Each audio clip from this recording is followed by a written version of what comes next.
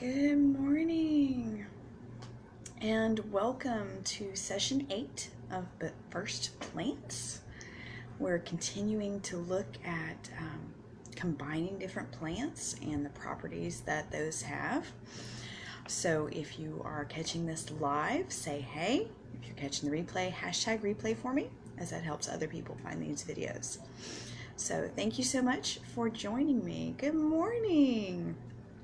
Good morning. All right, so this morning we're actually going to be looking at a fairly simple blend. It's only a combination of 4 different plants. So we're going to look at a combination of wintergreen, helichrysum, clove, and peppermint. All right, so what happens when you combine those four different plants?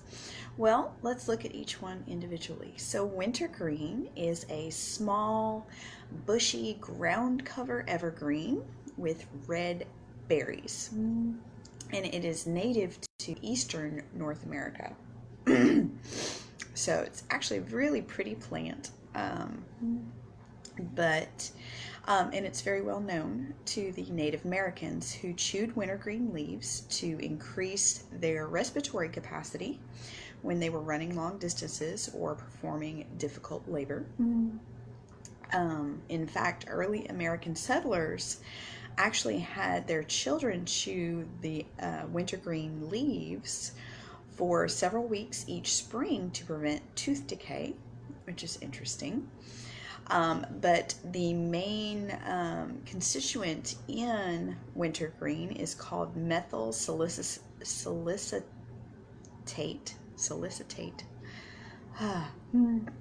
which is often used in rubs and ointments for musculoskeletal problems. So most people are actually familiar with wintergreen because it is used as a flavoring agent in candies and chewing gums.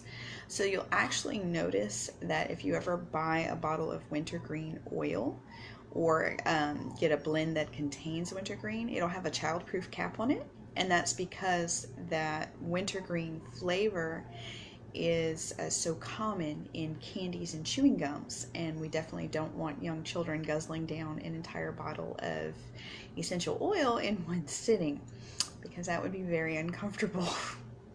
So a lot of times wintergreen or blends containing wintergreen will have that childproof cap on there. All right, so the next plant that we're going to look at is one called helichrysum.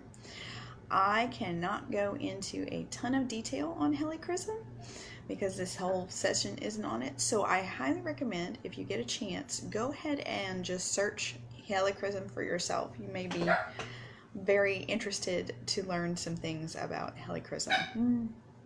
But helichrysum is also called immortale, or the everlasting flower, which is interesting because actually the flowers keep their golden color when dried, which is highly unusual. If you've ever dried flowers, a lot of times their color pretty much goes to brown. But in helichrysum they actually stay that beautiful golden yellow, which is pretty neat. But it is native to rocky and sandy terrains throughout the Mediterranean region. So it's very commonly known in the Mediterranean, and the oil is actually steam distilled from the tiny flowers. So tiny flowers mean tiny amounts of oil. So helichrysum is a very valuable oil because you can't get much from any one plant because the flowers are so small. But historically, helichrysum has been used as a diuretic, as a cholagogue, which apparently means it helps the bile flow, a choleretic, and an expectorant.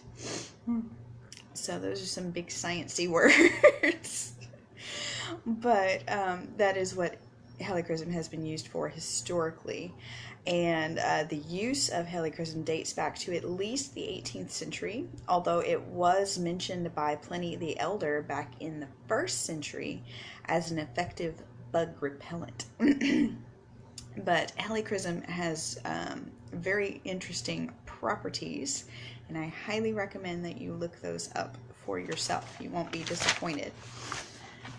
There's a lot of very rich history there. All right, so the other plants we're going to look at this morning is clove. Now, I actually discussed clove back in session 5 when I talked about the Thieves blend that contains clove.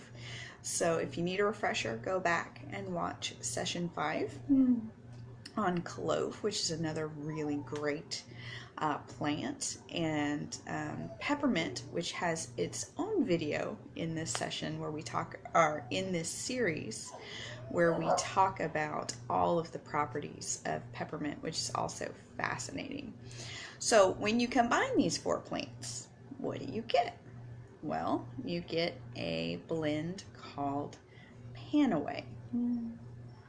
And Panaway is a really awesome blend. If you've ever opened it up, to me it smells like root beer, which quite frankly is not my favorite scent in the world. I'm not a root beer fan, but my husband loves it. So it's just a personal preference thing. But even though I don't care for the smell, I use it anyway. My favorite way to use Panaway is actually I like to add it to bath salts, and I like to soak my mussels after, you know, we've been doing things like digging ditches in the yard or building a chicken coop, or if I have been chasing my kids around after not having chased them around for a while. So basically, if I'm achy and hurting from physical exertion, I will definitely grab this Panaway. My friend Missy has a wonderful story about Panaway and how she used it on her knee for, I think, a Baker's cyst. Don't quote me on that. Anyway, Missy DeWitt has a fabulous Panaway story. Feel free, message her. I'm sure she'd be happy to share it with you. But where me, I noticed 2 months ago, I think 2 months ago, one day that my knee had just locked up on me. I don't know what I did, but one day I went to bend it and it didn't want to bend. It was very painful. So I grabbed my Panaway and I rubbed some on the knee, and then I took a nice long soak, and that helped. Unfortunately, I didn't use it very consistently, so the pain didn't go away, and I ended up doing something else that I was much more consistent with, and that definitely helped. But and my knee is fine now. It's perfectly back to normal, which is wonderful. But I will also use Panaway for cramps, quite frankly. Mine are in my lower back, so I will rub Panaway on there, at least back when I had cramps. But anyway, Panaway, lovely blend. I have also used it for emotional issues. And for a while there, I was using it daily for emotional support. And Panaway is great for dealing with emotional exhaustion, fear of emotions, and pain. So emotional pain. So anyway, that I was at one time, I desperately needed this blend for support of some of those things, and I was using it daily, and it got to the point where I didn't hate the smell. It still wasn't my favorite, but I didn't hate it, and it really helped me get through some of those emotional blocks that I was dealing with. And you know, you have to remember that God made us more than just a physical body. You know, our emotions affect our body. Our body affects our spirit, and all of it's intertwined, right? So if one of them's out of whack, the others will be too, more than likely.